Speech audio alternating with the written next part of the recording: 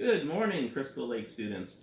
Very excited to be here this morning to read you a story from one of my favorite authors, Chris Van Allsburg. He's written all sorts of different books that you've heard of in the past. This one right here is an ABC book. It's called, actually, no, this is Xanthura. Xanthura is the one that's a continuation of this famous book right here called Jumanji. A lot of you have heard that book before. One of the other ones that he's famous for is the Polar Express. And here's that ABC book that I was talking about. It's called The Z Was Zapped. Some other books that he's written, he has written things called Ben's Dream, The Wreck of the Zephyr, The Witch's Broom, all fantastic stories. They always have a twist at the end. There's another one called Harris Burdick, The Mysteries of Harris Burdick. The one that I'm going to read to you today is called The Garden of Abdul Ghazazi. And I have a special guest with me also. This is Hedwig, so hopefully he'll stay for the whole story. Let's see as we go into it. It says, The Secret of Abdul Ghazazi. Written and illustrated by Chris Van Allsburg. He dedicated it to Lisa. 6 times Miss Hester's dog Fritz had bitten dear cousin Eunice, so when Miss Hester received an invitation to visit Eunice, she was not surprised to read, P.S. Please leave your dog home. On the day of her visit, Miss Hester asked young Alan Mitz to stay with Fritz and give him his afternoon walk. As soon as Miss Hester left, Fritz ran into the parlor.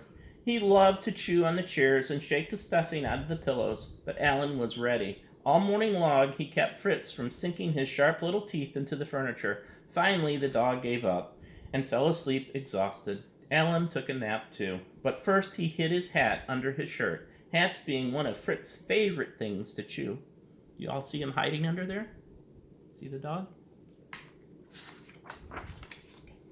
An hour later, Alan quickly awoke when Fritz gave him a bite on the nose. A bad-mannered dog was ready for his afternoon walk. Alan fastened Fritz's leash, and the dog dragged him out of the house. Walking along, they discovered a small white bridge. At the side of the road, Alan decided to let Fritz lead the way across. Some distance beyond the bridge, Alan stopped to read a sign. It said, Absolutely, positively no dogs allowed in this garden. At the bottom it was signed, Abdul Ghazazi, retired magician. Behind the sign stood a vine-covered wall with an open doorway. Alan took the warning quite seriously. He turned to leave, but as he did, Fritz gave a tremendous tug and snapped right out of his collar. He bolted straight ahead through the open door, with Alan running right behind him. Fritz, stop, you bad dog, cried Alan, but the dog simply ignored him. Down shallow paths and across sunlit lawns they raced, deeper and deeper into the garden. Finally, Alan drew close enough to grab hold of Fritz, but as he reached out, he slipped and fell. Fritz barked with laughter as he galloped out of sight. Alan slowly picked himself up. He knew he had to find Fritz before Mr. Ghazazi discovered him. Bruised and tired, he hurried off in the dog's direction.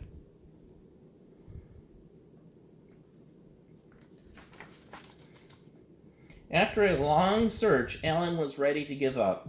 He was afraid he might never find Fritz. But then he came upon fresh dog prints. Slowly he followed Fritz's tracks along a path that led into the forest. The dirt path ended at the brick walk as the brick walk began. There were no more tracks to follow, but Alan was certain that the Fritz must have just be ahead. Alan started running. In front of him he could see a clearing in the forest. As he came dashing out of the woods, he stopped as quickly as if he had run up against a wall. For there in front of him stood a truly awesome sight. It was the house of Ghazazi. Alan nervously climbed the great stairs, convinced Fritz had come this way and had been captured. The boy's heart was pounding when he arrived on the huge door. He took a deep breath and reached for the bell, but before he touched it, the door swung open.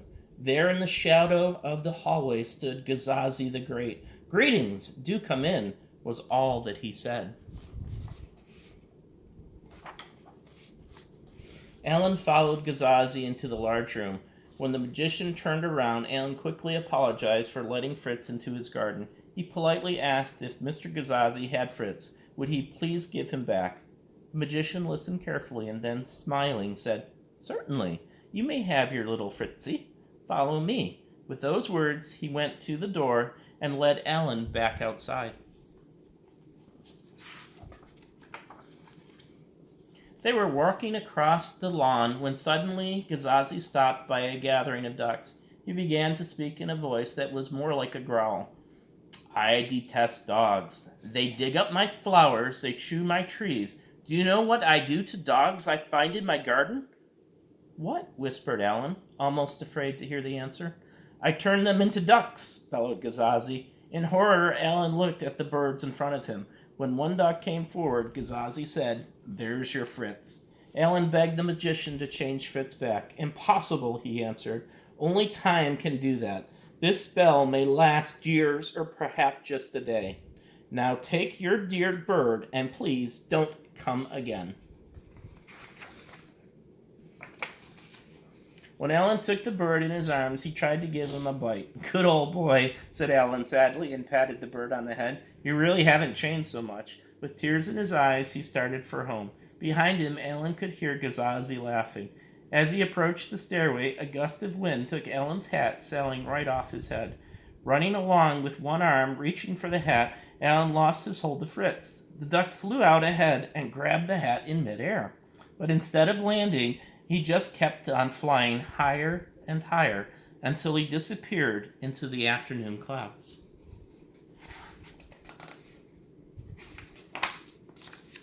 Alan just stood and stared with the empty sky.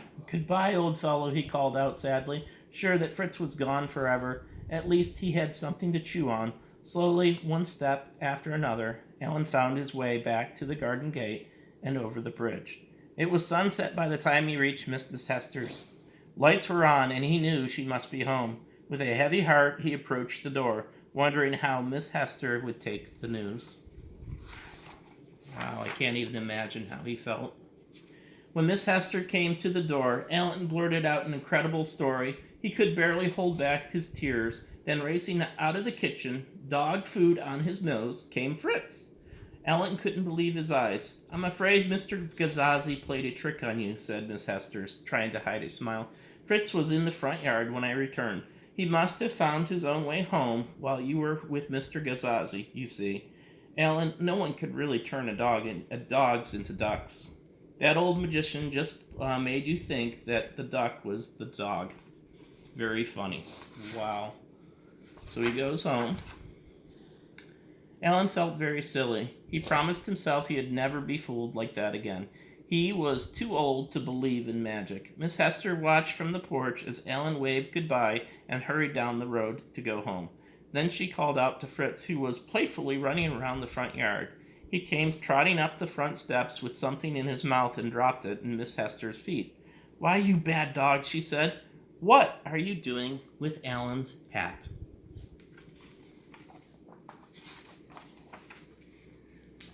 This is a good story from The Garden of Abdul Gazazi from Chris Van Allsburg, and best of wishes to all of my students, and that is it from me.